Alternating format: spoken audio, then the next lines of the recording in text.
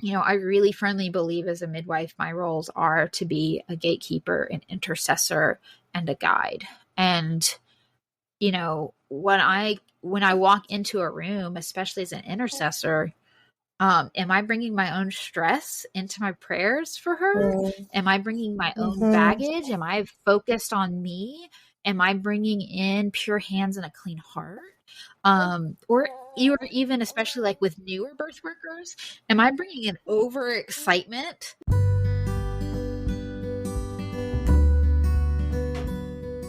Holy Wild Birth is a podcast embracing the reclamation of giving birth, rooted in God's original design, undisturbed. Here, we share home birth stories highlighting God's presence as the great midwife, as well as conversations about all aspects of a holistic, spirit-led childbearing year. From the perspectives of myself, traditional midwife Lauren Hall of Rooted in Eden Private Contract Association, and me, holistic doula and birthkeeper Brooke Collier of Sister Birth. To choose a holy wild birth journey is to consecrate all your decisions unto the Lord. And to reclaim creation unadulterated by centuries of human attempts to control and improve upon what God has already called good. Please remember, birth is not a medical event, but a natural process. We are not your care providers, and this should not be taken as medical advice.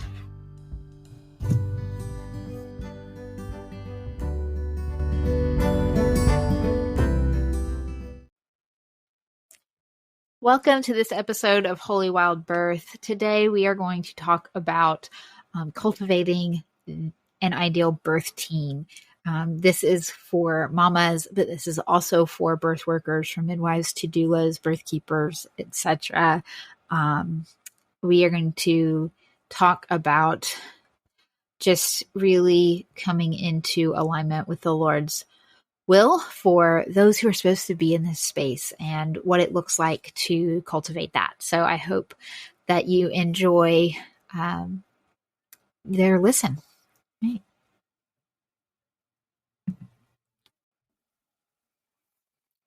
Hi, Lauren. Hello, my friend. How are you? I'm good. I'm looking at beautiful snow out my window of my new house. Oh, drinking a coffee. Yeah. Getting settled in. Yeah, we are. Feels good. Yeah. That's beautiful. That's beautiful. All right. Well, I am intrigued that this topic keeps coming up, so it felt appropriate to talk about it. I know it's been coming up with chatting with my students, and you brought it up, and been seeing some posts about it and things. So, ready to dive in about, finding the right fit for our birth teams, both from the perspective of the birthing woman as well as being a member of the birth team and, choosing who you serve well and really aligning with the Lord in all of that. So no matter who you are, if you are a pregnant, no matter who you are, the pregnant woman or a birth attendant of any kind, midwife, doula, etc., we have some hopefully nuggets of wisdom for you. So let's dive in. All right. Yeah, let's do it. I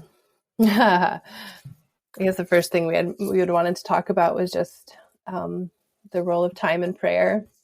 Just with this podcast, even when we start this podcast with prayer, because all good things start from that place. And I can so easily forget that when I'm excited about something, like, all right, I get to have a home birth, then we get to assemble the team. And it's like, whoa, back it up. Let's pray through this. Yep. And it's true on both sides. I mean, even as a birth worker, when I get an inquiry, somebody wants me.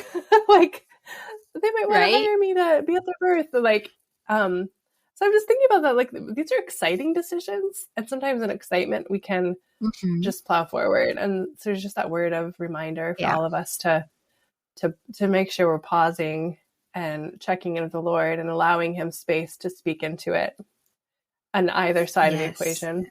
And just devoting that to him. Yes. Like, I want at my birth who you want at my birth, who you know I need. Or if you're a birth worker, I want to serve the women that you've picked for me, that you know that I'm the person meant to bless them and accompany them in this birth journey. So before anything else we're going to say, let that be heard, I guess, that we need to start there.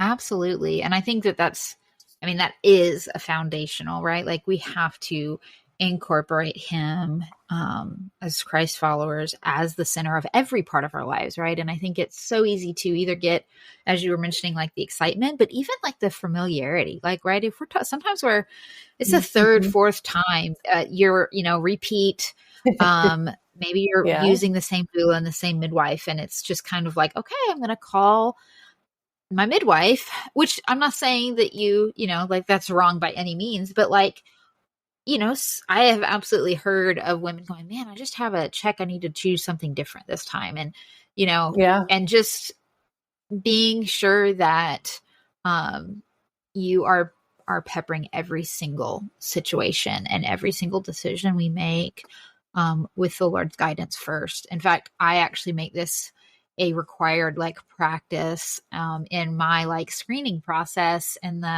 when someone is wanting to hire me, kind of my last step after the interview and everything is I require a week's time of like introspection and prayer. Myself and my husband will be praying over this because I am, one, I deeply believe in midwifery being first about relationships. So I want to make sure that we're fit. So like I have a whole process I go through, but that normally means that the person in front of me ends up being someone that I just am like, we fit. Our philosophies are fitting, or, like if she's gotten to the interview process, we're clicking at least on a lot of levels. And so it's easy to be like, yes, let's do this. I love you. And I'm like, hold up. My commitment is to serve only the women that the Lord has me to serve, right? Like I'm going forth to go where he wants me to go. I'm not in this business medicalized model. And so that means I need to make sure that I can love you and want to serve you, but I need to make sure this is where he's calling me to be, and that I'm not just moving in my own feelings. And so I require that pause. And my husband and I will pray over any clients, and I ask them to like, please, I love that you're telling me you love me, but please make sure that this is where you're supposed to be, and that this is the right decision for you. And then you get back to me. And then I actually, I wait to hear back from them. I love that. It's so wise. And I've started doing that since you shared that with me too.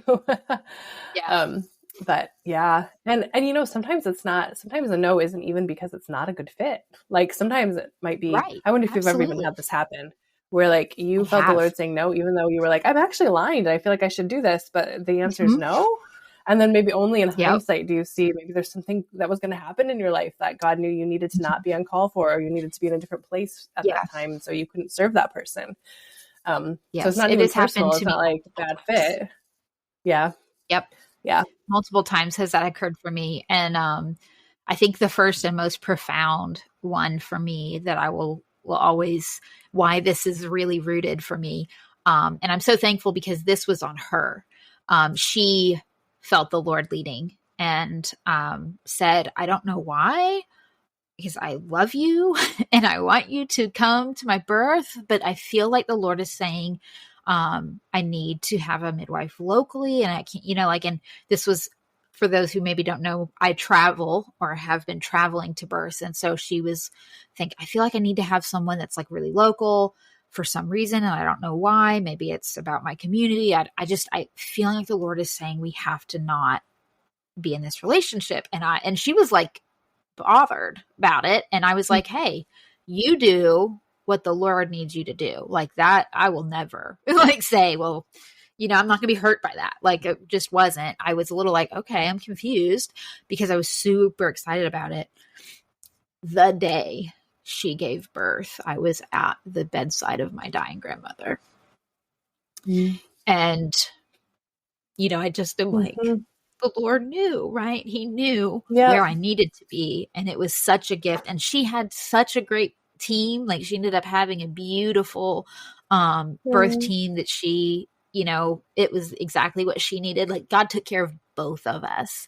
And that is like the foundation of he sees, he knows, and he knows the perfect client, midwife, you know, team that we should be assembling here.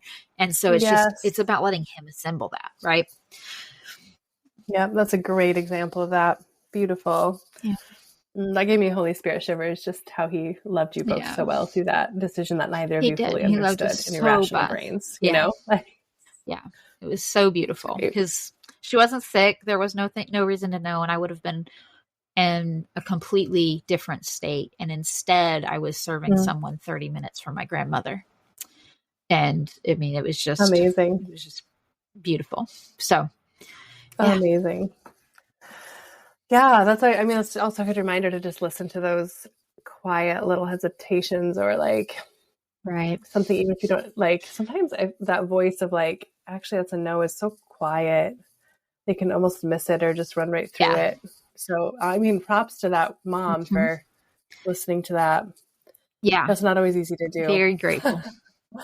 Very grateful for her obedience and love for the Lord and for me. It was the love for me that she didn't even know she was giving, you know? So anyway, love it. You have to keep your ego out of that. So that's another thing. That's why. Like, we rooted on the Lord. Yeah. I just wanted to say, like, you had to keep your ego out of that situation too. That like, but why wouldn't you pick me? Like, we lined right up and I'm a good fit for you and you probably need me. And we're like, friends. in order to like, in order to yield to the Holy Spirit's like guidance in these kind of like ways, we have to not have like, we have to have a commitment to not take things personally and to be very clear on the fact that like, we're not God and we're not like, we are not what they need ultimately. God is what they need ultimately. And he has other people that he can send besides us when he needs to or wants to. So,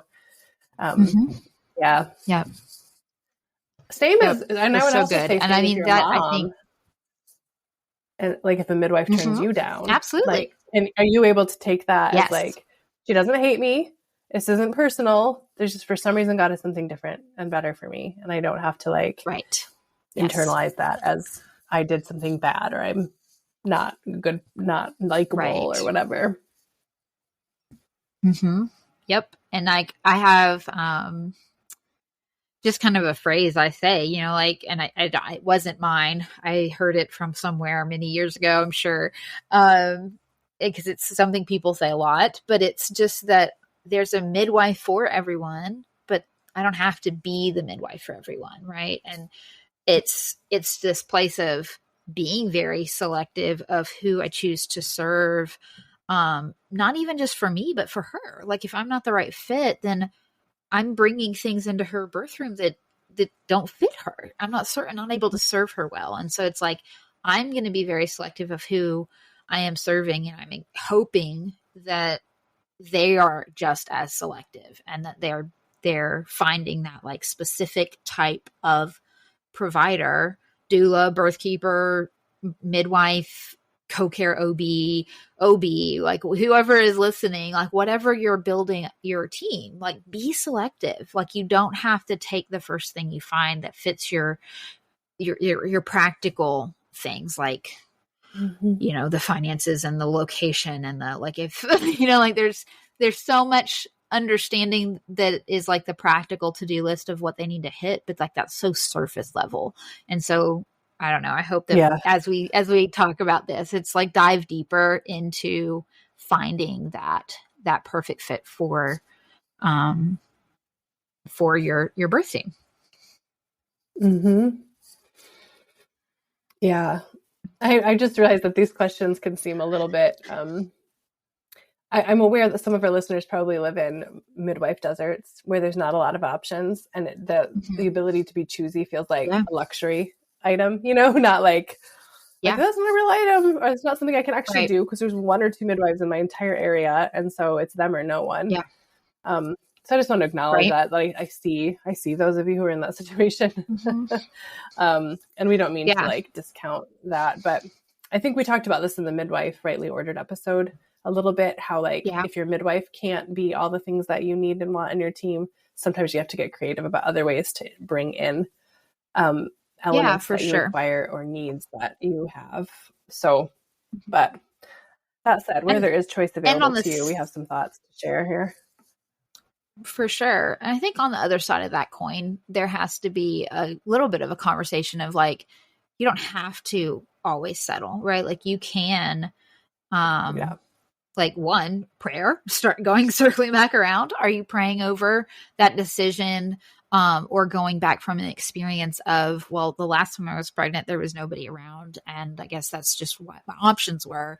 Like there are new midwives coming on the scene all the time. There's a lot of midwives that work under, outside of the public system, outside of the public eye. There are traveling midwives. There are options out there. We don't have to immediately think that money or location are the blocks, right? We can work around those things. Can be worked around. So sometimes God will bring up an option out of nowhere that you didn't see coming at all. Right. Yeah, and for sure. Like you think like at first glance you survey the land and it looks like you don't have options. And then like you pray and you wait. And then like this option surfaces that you would have completely missed had you not waited. And so that is a good word. Sometimes. Yep. All right. So with that said, what are the things that, we are kind of pre-screening for? I know I have my midwifery pre-screening process, but I guess I loved the template you had for when you were looking for a midwife in your most recent birth. You really did this well. And so I'd love to talk or to hear you talk about what that process was like for you. Yeah. So if you've listened to the podcast for a while, like season 1, you know that hiring a midwife this time was a little bit of me conceding to my husband's desire to have one. So then I had to get really clear about the small part of me that did want a midwife. Why did I want her? What did I want her to do for me or not? And what qualities did I want her to have? So I kind of just wrote that all out for myself, just to kind of like paint almost a picture of like, if I could choose anything, ideally, what would I want? And then I asked my husband to do the same thing. And we made a little chart, like the geek that I am, in a Google Doc, where I had like 2 columns, and it was my answers to those questions and his. And then that's what we took with us as we first of all sat down and like looked at the available midwives in our area. If we could already tell just by looking at their website or something that they didn't fit the criteria, then we wouldn't even call them, right? We're not even going to try to have an interview if it's obvious that they don't align. But then when we had narrowed it down a little bit, then we scheduled interviews of the ones who we thought might meet those kinds of criteria. And that worked really, that's a kind of analytical like type or like left side of the brain approach a little bit. I think you could also do a more like artsy fartsy right brained approach and do like a vision board or something of what you kind of see or envision and kind of carry that with you, or both, do both. But that did work well for us. It helped to make, because even if you don't have that clarity of your vision in your head of what you even want and need, then when you go in and she sounds like, oh, she's so nice, she seems to have her stuff together, like you're just like, oh, sounds good. Right.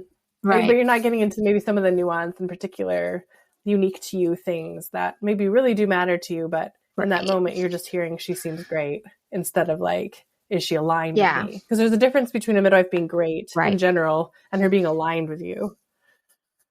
Right. Yeah. So I'll share that. I'll share both the example of the template. I'll share a filled out one and a blank template in the show notes. If anyone wants to borrow my little geeky Google Doc, they can. I don't think it was geeky. I love it, but maybe it's just because I'm a geek too. I don't know. We're both a little geeky. I love We are both. Let's be real. I love your 2 columns of want from her that was very much more of the like tangible thing, like what you were hoping she brought, but then also the qualities of her, that things like the quiet, gentle spirit, the humble, you mentioned like being humble and listening to God.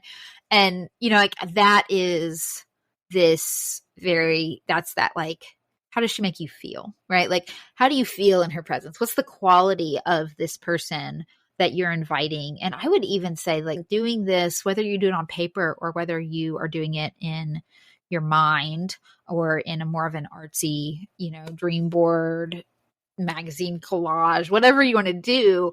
I love the idea of thinking about like your midwife, your doula, your birth photographer, your best friends, that's going to come, your, mother-in-law, all of these things. Like, how does this person show up in your space, and what's the qualities they bring? And is that something that you want in your space at that point and in your birth space? And I think it's just beautiful. I just really love that. And it's going to really help paint a clear picture and not just be like, well, I love her, so yay. Like, you can love her, but like, is that quality appropriate for what you're envisioning, right?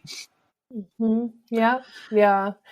I think that blend of both the tangible, like what skill sets do you want her to have, what tasks do you want her to do for you, and then who she is as a person. It felt important to me to include kind of both of those things. Yeah, I love that. That. Absolutely. And then I think doing that for all the different people that you're, inviting into this space, when you can line them up next to each other and it's like, oh, they fit together. Oh, look, they fit, like, we're not wanting that tension between them, which we're going to talk a little bit more later on. So, like, teaser there to this, let's come back around to that point, because I don't want to skip over the pre-screening process for midwives or birth attendants. But doing that will kind of help make sure that everybody else fits together too. So anyway. Because you're using the same measuring stick. And you're putting all of the people on your team against that same measuring stick. And if they're all aligned with your stick, then they're probably pretty aligned with each other. They're pretty aligned with each other. Yeah, I love that. So you're such smart. So yeah, from the midwife perspective, talk about that. Like, I love your pre-screening process. When you first explained that to me, I was like, that's so thorough and so wise. So let's hear it. I got this from one of my teachers, and when I was studying midwifery. So this was something that, like, Marin Green and Margot Blackstone kind of really helped me shape, taking things from how they operate, and incorporating how I operate. So, my first thing is just should I schedule a consult document? And this is literally a document that kind of gives my general, like, hey, I'm not the midwife for everybody. I am super selective. Please be selective about who you choose to be in. This is about a relationship. And then it gives my, like, mission and vision and belief systems. And then it's this kind of two parts of, you should schedule a consult with me if, and there's like these bullet points of my personal, like, beliefs and, like, boundaries, things that I know are just really clear boundaries for me, that I don't go there. So do you want this? If you're aligned with these things, then, let's move forward. And if you're kind of still have questions about these things, or you're not quite like, yes, that's me, when you read that statement, maybe listen to this podcast, maybe read this article, and then come back around to me if that was, a shifting of some mindsets at all. Not to say that everybody, again, it's not about like, you have to believe exactly like me, but we're trying to make sure that I'm going to be the right person to serve you, and that, we can be in a relationship. And then the second is just kind of like why you would, like, maybe wait, if, and I guess I used to have it very separated. Now it's kind of interspersed. But it's not, yeah, it's so like things like, if you're honest, you still have lingering feelings about X, Y, or Z, or you have a backup plan. Like for me, it's like if you have this backup plan for hospital birth and that sounds like okay to you, then maybe we don't fit. Like I have the kind of things that are these, maybe if these fit for you, then like circle back around or look at my free content or find somebody that might fit better. And so it just kind of allows a framework to really put out there. This is what I'm about. This is my resources that I put out there so you can see who I am and know what I'm about and see if we fit, see if we align on just a real basic place. And it gives us a foundation. And what I find is that most of the time people come back with that and they're like, oh, this is exactly what I've been, and they're like, immediately they know that they're aligned, or I just don't hear back from them, and it's like, okay. And it saves them time and me time, right? Like it's that, it's this beautiful thing. And, so anyways, I have that. It saves you and a then once we disastrous relationship. It really does. It really does. Yeah, go ahead. Yeah, it just saves you potentially both of you walking into a relationship that is not good for either of you. And everyone appreciates that. you don't want everyone appreciates that. You don't want somebody to hire you and then later be like, oh, I had no idea you were like this and I'm really disappointed and I'm gonna write you bad reviews and tell everyone you're bad. Like you don't want that, nor do they want to end up with a care provider they don't feel good with. Right. And a lot of the things are not even about like, it's not this moral thing, right? Like it's not about like, I don't like you because you believe differently. Like that's not even at all what I'm about. Like I believe we can be in disunity and even in disagreement. I mean, I said that wrong. I believe we can be in unity even in disagreement, right? Like we don't have to just completely divide and live in an echo chamber and all those things. But at the same, midwifery, your birth team, doula, whoever we're talking about, like this is a sacred, holy event in this woman's life to give birth to her child.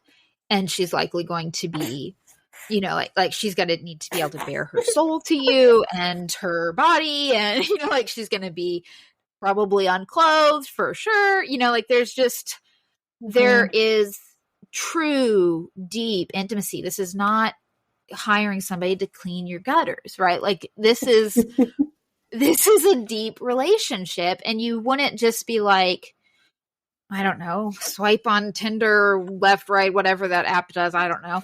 But like, it's like, oh, yep, I like you. Okay. Like, don't know. And let's get married, right? Like, this is not birth bachelor something. Like it takes some thought into your, like who you want to be in relationship with and who you want to trust to be in this sacred and holy space. And yeah, sorry for my random jokes, but that's like truly like, let's put some thought and philosophy behind this decision and really align well, instead of making about, I don't know, our egos or taking it personal if we don't fit.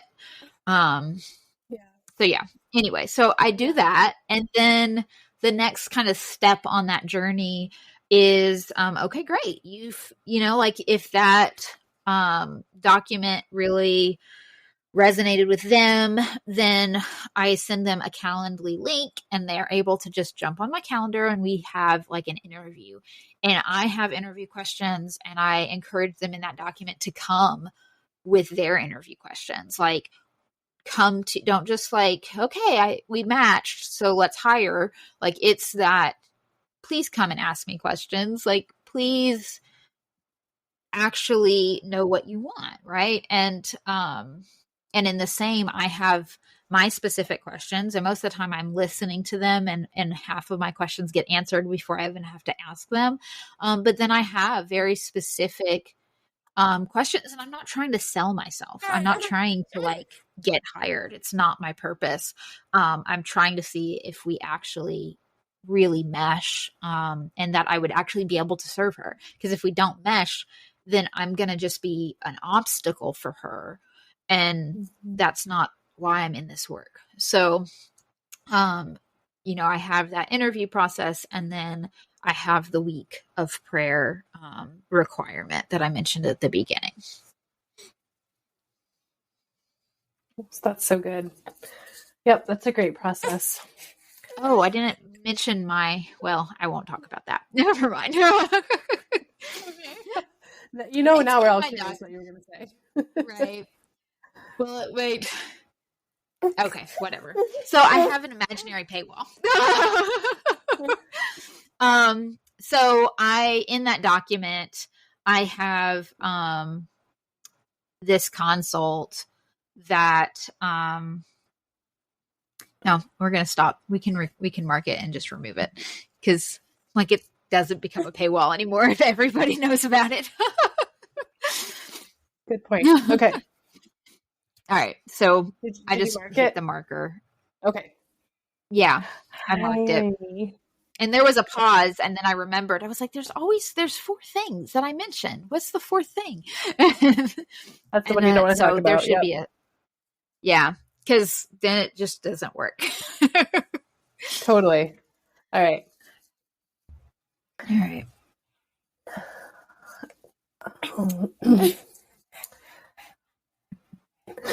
Okay.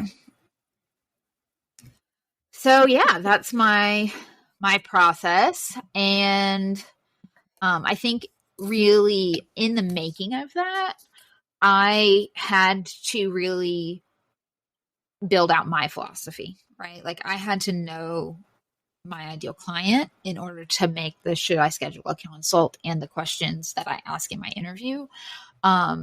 I had to know who I wanted to serve. I had to know who I was called to serve. Like, why is God having me in this work? What is my mission, vision, and philosophy? And getting rooted in that, I was able to make that document.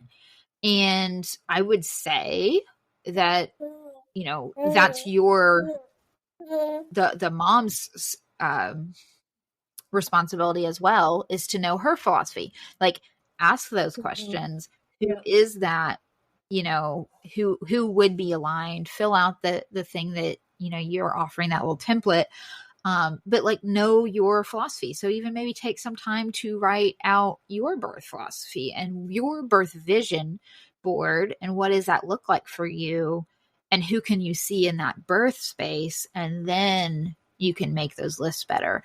So it's kind of that, like, okay, prayer, know your birth philosophy, know what it is that you're trying to cultivate, and then use these kind of tools to create that, like, this document that you're going to go off of to see if this is the right person to hire, or this document or client journey that I described, or however you're going to work it out for yourself. But like, you have to do that in that order, right? Like, know what you're looking for before you can even make that. So yeah, know who you are. Like, as a mom, know who you are.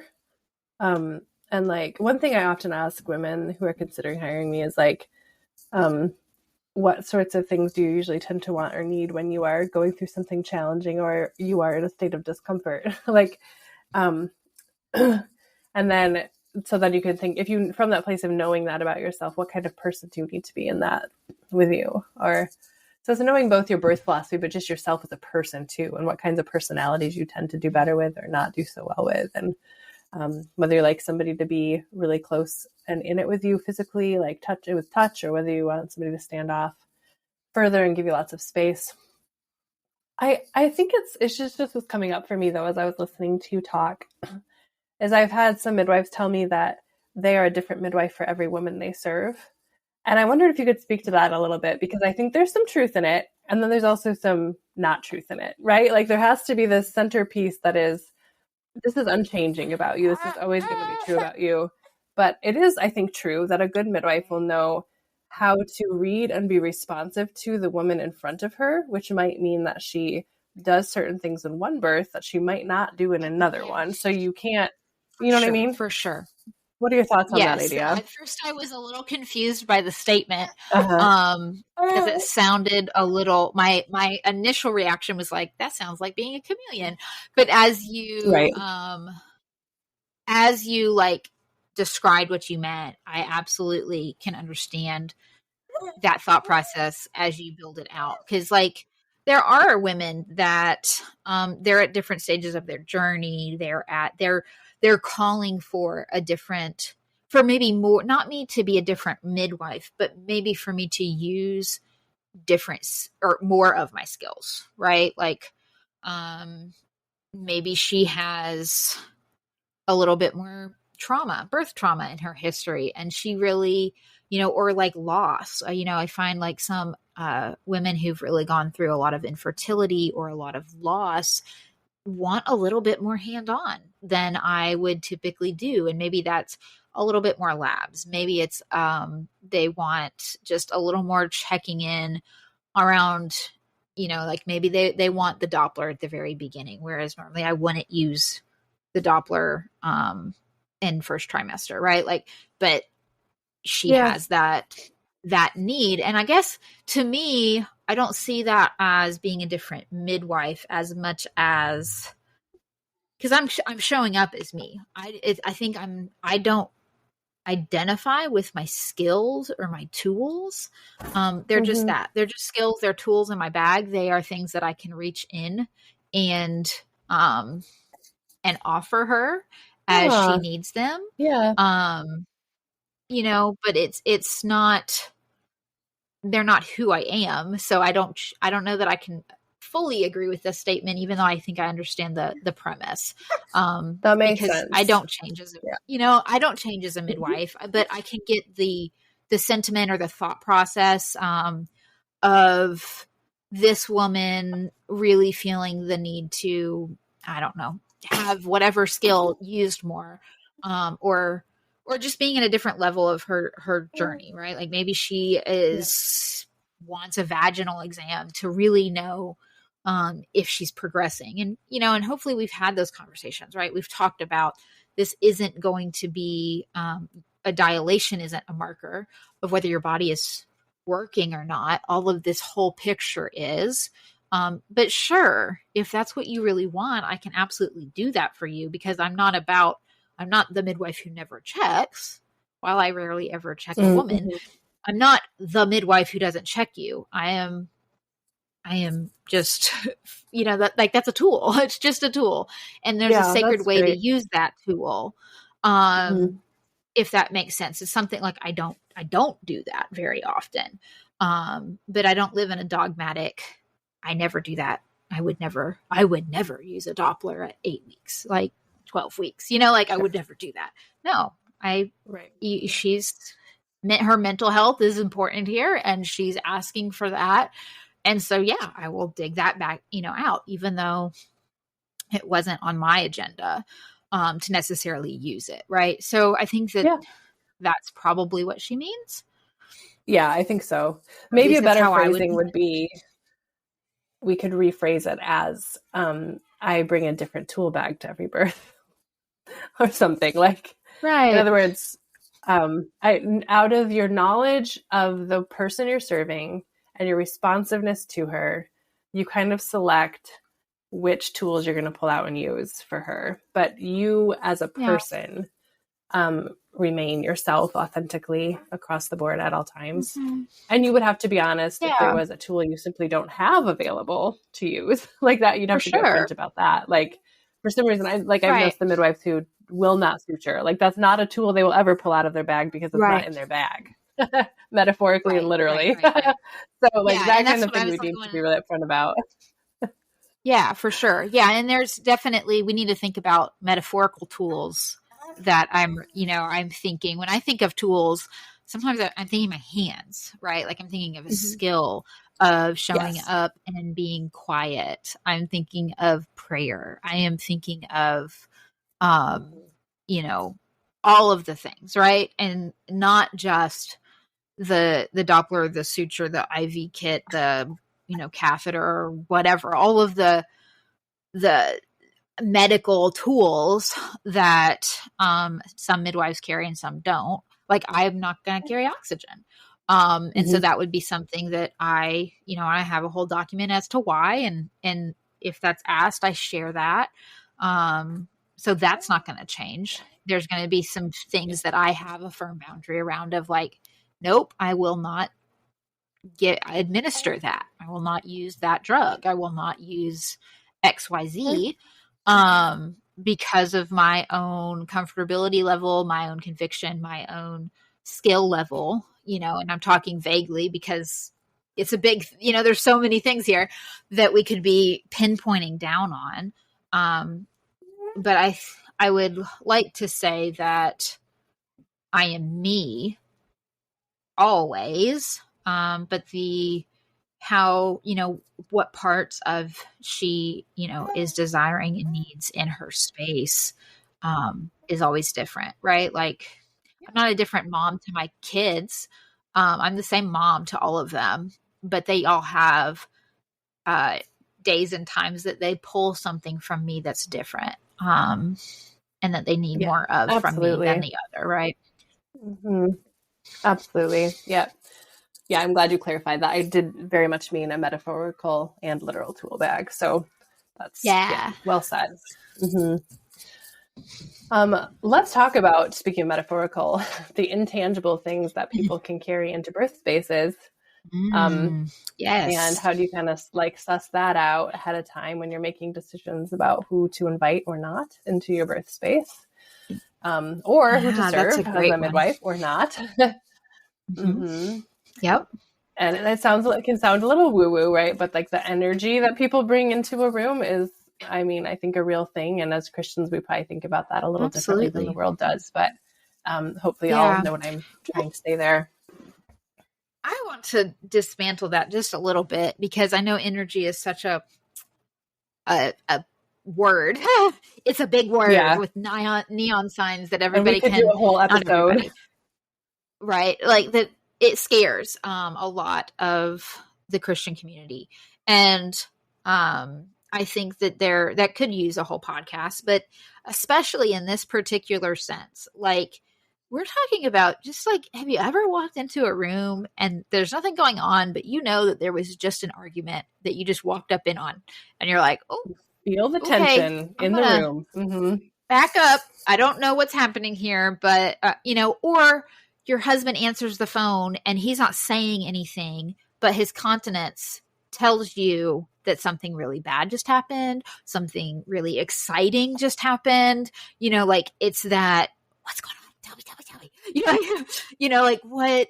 And nothing. You don't have any understanding. It's that's what we're talking about. That's the energy. Yeah. That's the energy in the room. It's the emotion and that tangible attunement.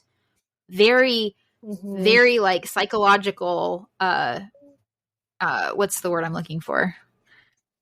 I don't know. We have an understanding that we attune to one another, right? And it's very scientific. It's very studied. It's not some, and not to say that there isn't a spiritual side that we need to be talking about as well.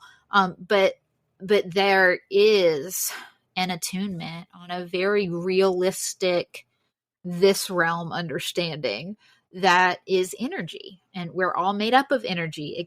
It's measurable, like the frequency that's coming off of a radio. Like we have frequency that comes off of our heart, like it's measurable by instruments. And so there is all of this understanding that what we bring in to a room does affect the other people in the room. And, our hormones and pheromones affect one another. Our scents affect one another. The oxytocin, when that baby comes out, you're going to bond with the people that are in that room. And also when we, like I talk about, we're carrying into that room as a birth worker, I really firmly believe as a midwife, my roles are to be a gatekeeper, an intercessor, and a guide. And, when I walk into a room, especially as an intercessor, Am I bringing my own stress into my prayers for her? Am I bringing my own Mm-hmm. baggage? Am I focused on me?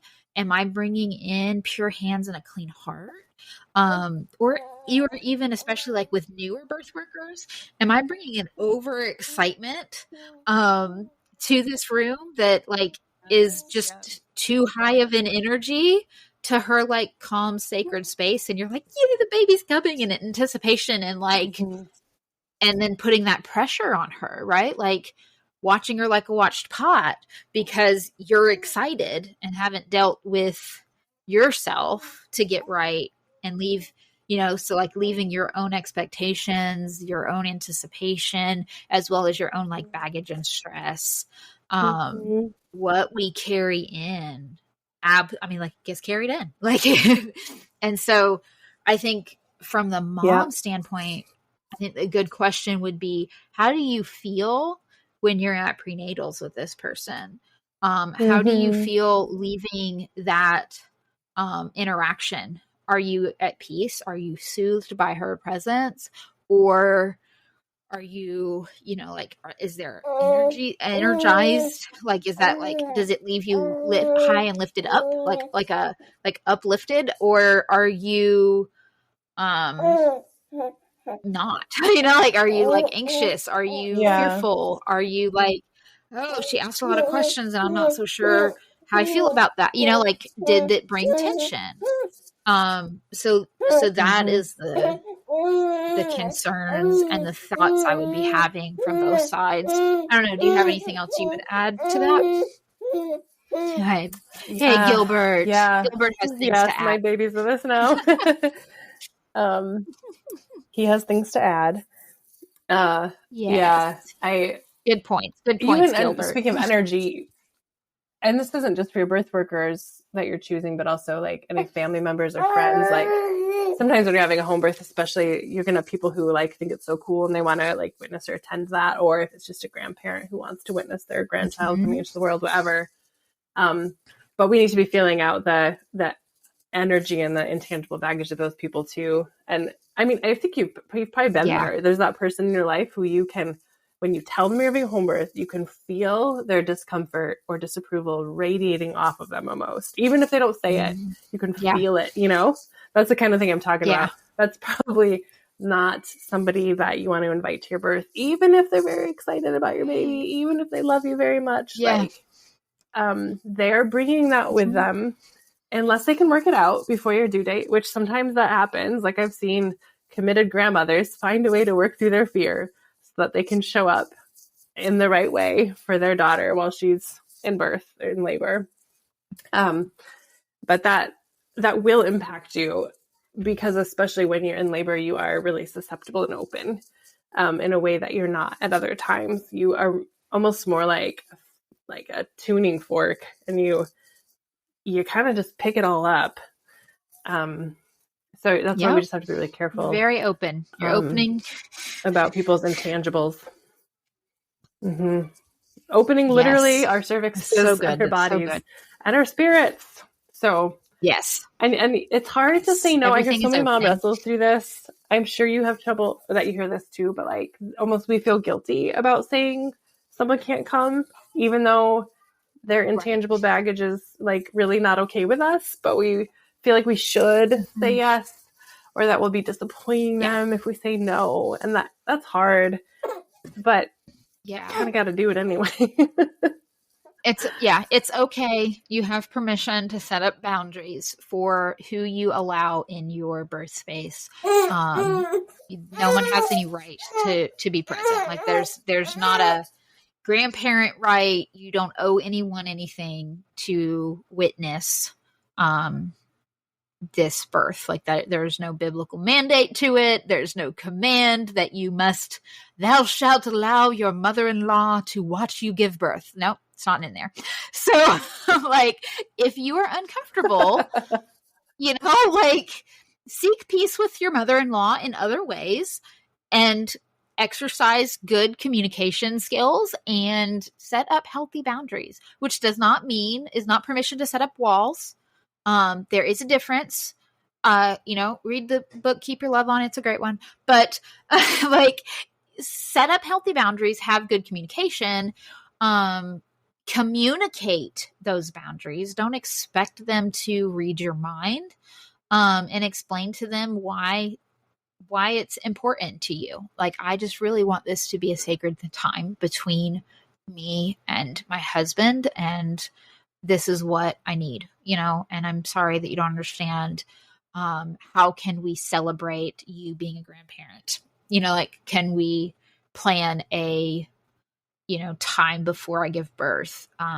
Or, if you're comfortable with them coming into the postpartum, I plan to let you know at this point, I would love for you to bring XYZ and come and sit, and we can eat the meal together on my bed, and just prepare the idea. Like, I'm going to be in bed. I would love it if you would bring soup on, day 3 or whatever. And we can just sit, and you can hold the baby, and I can, we can eat, and I'll tell you all about the birth.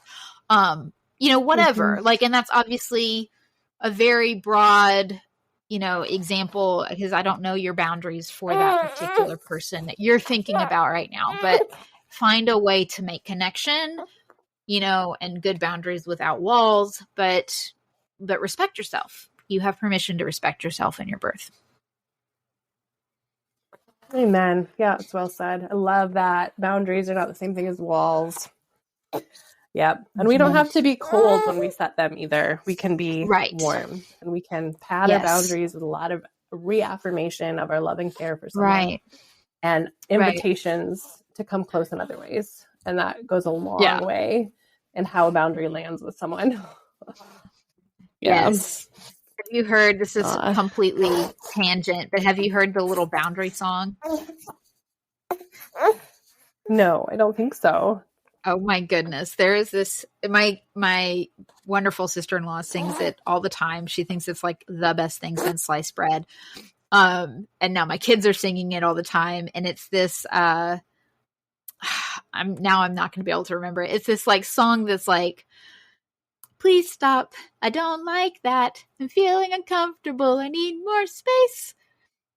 And then, I can't remember the next part. It goes, it's not, it's something like, don't take it personally. It's just a boundary. That's just a boundary. And and it's just adorable. So now I have my 2-year-old walking around going, please stop. I need more space. I love that so much. We need that song at the house, I think. Yeah, it's great. It's really great. It's great. I don't know. I think it went viral on some kind of reel of somebody teaching their kid the song, because their words weren't respected at a playground or something, and somebody was pushing her or touching her or something, and not inappropriately, but just she was like, stop, don't play with my hair, and so they taught her the song. But I think there's more lyrics, and I don't know, but that's exactly what I was thinking when you said that. That's perfect. Because it's been a part of my life. It's like, don't take it personally. That's just a boundary. So great. Now, with this intangible stuff, squirrel. Is there a flip side of it? Yeah, squirrel, but I love it. Is with this intangible boundaries or intangible qualities stuff, is there a flip side of it from the midwife perspective or the birth worker perspective? I'm trying to think what intangible qualities am I also trying to read when I'm considering working with someone who possibly wants me to come to her birth, right? And the only thing that's coming to mind right away, I guess, is the autonomy and responsibility part, probably. That comes to mind right away. If I get a vibe that this person is not really actually owning this home birth thing, but just wants to give it a ride because it sounds kind of like a fun adventure, or or they are actually really scared and looking to me to be their sense of security. Even if they're not saying that, if I can kind of pick up on that, that's going to be a yellow flag. Pick up on that. Mm-hmm. Yeah. If they're wanting me to be their savior, or I also think about, things about, to be real, especially as a traditional midwife that works outside of the public sector, but even the CPMs, persecution of midwifery is real. So I think about maybe not even the mom that I'm serving, but like the dad or the grandparents. Like, is there some kind of I can tell that grandma does not trust me, or there's some kind of she's so hesitant about the home birth choice that she's looking for, it's just I don't know that I feel safe, I also think about, I don't know, just trauma that they're carrying that they're refusing to work through. And how they're showing up to do the inner work. Those are the things that I'm is she leaning so much on not healing trauma, but just reactive? Then that kind of leaves us in a place that can get unhealthy and sticky really quickly. And then I also think about, kind of like I was saying, grandma or the husband. I also think about the other birth workers in the room. The team should all fit together well, right? There can be, whether there's history there, whether there is very differing beliefs in the politics of midwifery and how we serve. I've heard of, or just different belief systems around how a midwife should or shouldn't work, or who she should serve, whether she's serving a VBAC or a breech, and the doula is kind of she got hired, so she's there, but she doesn't actually think you should do a VBAC at home. I've heard of that happening with another midwife friend of mine, and it's just this: is there some differing belief systems at their core that is going to bring a silent tension, or I have I'm not saying everybody needs to have this boundary, but I have a boundary around co-care. Not because I want to be the final say over what she may, because I don't want to be the final say over her decisions, right? I want to be a wise guide and to give her my expertise and offer my opinion and then see hey, I'm seeing this goes this way, so I really think that it would be wise to do X, Y, Z.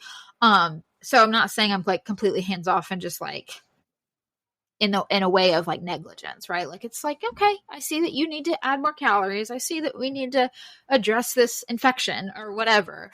But it's still all how she goes about everything is her decision. And I am tangenting. I can't remember what I was going to say. I lost it. And the train derailed. And that was probably a bad analogy for this current season with current events. Yeah. Current Let events. me put you back on your tracks. I can put you back on your tracks. You were starting to talk about how sometimes amongst the birth workers that you may hire, there might be differing philosophies or opinions that kind of clash. And so you knew somebody who had a specific situation with that, with VBACs maybe. Right. And the doula didn't approve of them. Yeah. Or something. Yeah. And just, if there's the differing of just how something should be handled, or co-care, that's where I was at. With that type of idea, where maybe she was labeled high risk and she kind of wants to have an OB, or she's always had that, but she, it's kind of got maybe some legitimate things. I have got, I don't know, a condition that may be for real. We could use some co-care here. Maybe we've got mono di twins, and we really should be, and we're seeing some kind of things that are a little scary on the ultrasound, right? And it's okay, maybe we should bring in some higher level views and or maybe she's got some diabetes, or she has some kind of pre-existing condition that makes sense, right? I can kind of, at sometimes I have been okay, let's do that. We'll do co-care.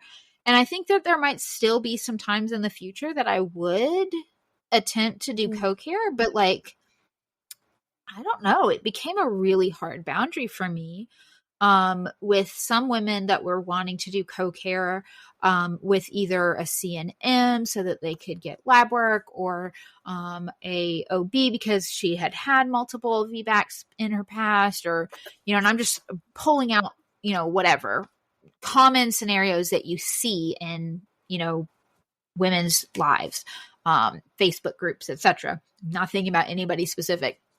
But then the situation can come up to where that other provider is saying something completely opposite of what I'm giving advice around. And so it's not that like I think that my advice is better, but it ends up putting her in this place of tension, right? Like then she's like, do I believe this or do I believe that? Do I, because a lot of times it's like, okay, yes, we both are seeing the same issue, but I want to treat it one way and they want to treat it this way. And then it's like, I don't know what to do. And then, I'm no longer really serving her. I'm now like in a tussle of an obstacle of like, okay, well, you can listen to that person, but then that I see that as increasing your risk. So now I'm like having to cross some boundaries here because of that. And it's just like the tensions of that could come up, and it's not serving her at all. And then she's at the end of her pregnancy trying to like be pulled in two different directions, and it doesn't make for a cohesive, peace-filled relationship. And I can see that happen with co-care situations. I've seen it happen with like midwives and doulas, or a doula and a photographer that had beef in the background, like just, it can get messy. And it's like, okay, you should know, is everybody on the same page? Get your team together, like have a at the home visit at the end of pregnancy, like have your doula and your photographer and your best friend that's coming. And that's a big birth team, y'all. But like, if you're having people, bring them, right? Like let them all meet, make sure everybody jives, clear the air of things. And that's my thoughts on that. And I just want to add the one thing, maybe, that ideally they'll be really well aligned and it'll feel really awesome. But I think it's also okay for there to be, like you were saying, there can be disagreement, but still unity and like appropriate behavior, right? Like I can attend a birth as a doula or photographer with a midwife who I might not personally have selected, or who like maybe we have different views on licensure or something, but like I respect her as a person and I'm not going to get in her way or like try to plow over what she's doing with her client. And I don't think she would do the same or do that to me either. So there can be like mutual trust to respect one another. And that might be a little harder to tease out, but I don't want to get the impression that like they have to be 100% in agreement on every little iota of everything in order to both attend your birth in a way that works really well. Because hopefully, again, if we are doing pendulum swings, right? Because hopefully if every person in your birth team is doing their work to put aside their own personal stuff and their own ego, then they're all coming to serve you, and it's about you, and it's not about like whether or not they voted differently on licensure in your state, or whether one of them would attend VBACs and the other wouldn't. Like they can show up as like professionals and caretakers to you, and not like have that tension simmering loudly in the background while they're there. Right. Yeah. And so I think it's just like that. I have seen it happen where, both ways, where you can have someone who has great professionalism and they don't have like, they're just like, okay, I have a slightly different belief system and that's fine. And they work well together. And you can see that, right? Like, that's what I'm saying. Get them in the same room. But I've also seen, a situation with, again, this is not me. This is someone else, friend midwife that had a doula show up. And it was like a late transfer. So she was a doula for another midwife, and that woman risked out of that midwife's care. And so she came to a new midwife, and this doula always worked with that midwife, and she didn't abandon her client, but now they were in this situation, and it was messy. It was super messy. And it brought up that question of like, I can't do that. Like, how do I'll say to my clients, I can't work with doulas unless I know them, which without sounding like I'm saying, you can't hire who you want, and it really, in that big, very, very deep conversation of like, how do you respect a woman's autonomy and her choice of how she's building that team, but also like protect yourself and also honor your own boundaries and all of those things. Like I think that yes, the birth center is centering around the mom, 1,000%, but we have to recognize everyone has a role here. And, in that she had to like go, okay, you know what? We're not serving you if we are in a complete dysfunctional like thing in the background that's happening. Yeah. And so there was this place of recognizing we're bringing something into your birth space that's not about you even. Mm-hmm. And it's not just we need to put it on the shelf. If they can, great. But some things are made aware that they can't, and then it just is creating that tension. And yes, yeah. And so that's the like, it's nuanced, and there's no A plus B equals C formula. But I think that those are the things that you really want to make sure that your team is centered around a basic alignment, right? Like there's an alignment here. Everybody is at least on the same page or chapter, like that we're on the same in the boat, that we want to be in the boat together, right? Yes, that's well said. It is nuanced, which is so often a theme. I think whenever we tackle a topic, we're like, sorry, we don't have any hard answers for you. There's a lot of nuance. We don't have here. any hard answers. Things to think about. You don't get hard answers from me. That's not if you want hard answers, it's not the person to talk to. I'm like, well. Yeah. Well, especially since I think you and I both would always say, yes, exactly. I was just going to say that. Yeah. Like above all else that we might say that might be a good idea or something to think about, like you have your own walk with the Lord and the Holy Spirit is going to lead you uniquely. And that's what's the trump card always. So, Yep. Always. Awesome. All right. Well, I think that's a really good overview. I mean, so I think we kind of have really laid out, it's almost like I can see this path, right? Like find out knowing yourself. Well, first, you can really see this path. First, it is this praying and knowing that it's all, that he has the trump card, right? That he is the one guiding this and he has a plan for you. And, really setting yourself upon that anointed birth that we talk about.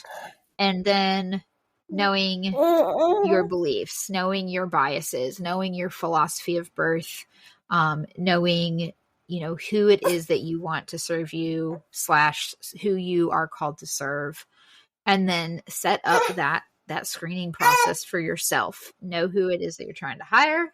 Who you want in your birth room, know who it is that you're trying to serve, and know those boundaries that you have, and respect your boundaries, and build your birth team and your client list in appropriate ways. So, I think that's a really good framework. Yeah. I feel like you need a graphic of that now, like a little... right. A graphic of that path you just laid out. Yeah. All right. Well, I hope that this was enlightening and gave you some food for thought, and just pray blessings upon that path as you carve it out with Jesus and build your birth team. We will hope to hear reviews and your thoughts, and we just appreciate all the feedback that we get on the podcast. And well, we'll talk to you next time. Yeah, bye for now.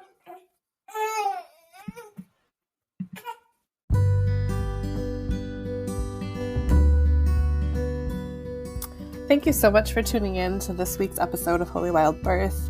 We hope that you were genuinely encouraged, inspired, and challenged by what you heard today.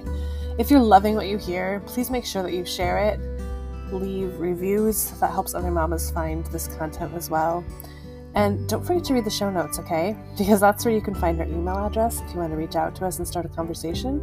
It's also where you'll find free offerings as well as invitations to work with me and or Lauren. We can't wait to get to know you. See you next week.